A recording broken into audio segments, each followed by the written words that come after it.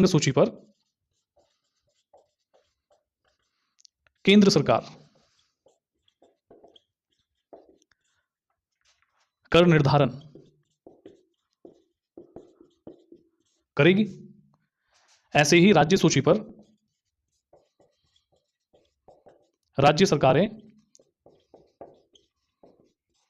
कर निर्धारण करेगी। उसके बाद समवर्ती सूची, समवर्ती सूची पर केंद्र सरकार व राज्य सरकारें कर निर्धारण करेगी। अब ये वही ऐसी ही तो व्यवस्था है जब हम विधायी संबंध पढ़ रहे थे कि कानून कौन सी सरकार किन विषय पर बनाएगी, कि भी संघ सूची में आने वाले विषय पर कानून बनाएगी केंद्र सरकार। संघ सूची में आने वाले विषयों पर कार्यकारी शक्ति का विस्तार, यह कार्यकारी शक्ति किसे होगी? केंद्र सरकार को होगी, मतलब प्रशासनिक संबंध। ऐसे ही संघ सूची में ऐसे विषय जिन पर कर लगाया जा सकता है, उसका निर्धारण कौन करेगा? केंद्र सरकार करेगी। सारी बातें ऐसे ही राज्य सरकार के संबंध में है। राज्य सरकारें भी उन्हीं विषय पर कानून मतलब कर लगा सकेगी जो राज्य सूची में आते हैं। समवर्ती सूची में आने वाले विषय पर केंद्र और राज्य दोनों मिलकर कानून मतलब कर लगाते हैं, कानून बनाते हैं और प्रशासनिक कार्य को क्रियान्वित करते हैं। लेकिन कर से संबंधित कोई भी प्रावधान समवर्ती सूची में 2016 के बाद आया है।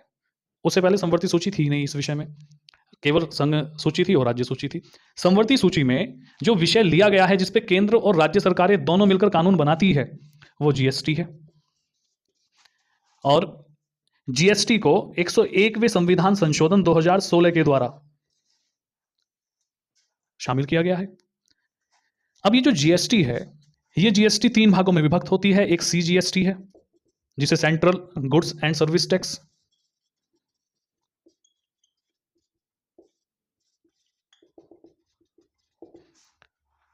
ये किसका क्षेत्राधिकार है? केंद्र सरकार का। दूसरा SGST, state goods and service tax,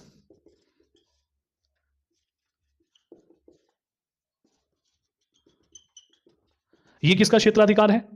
राज्य सरकारों का। एक तीसरा है integrated goods and service tax, IGST, goods and service tax. इस पे जो है केंद्र और राज्य दोनों मिलकर कानून बनाते हैं।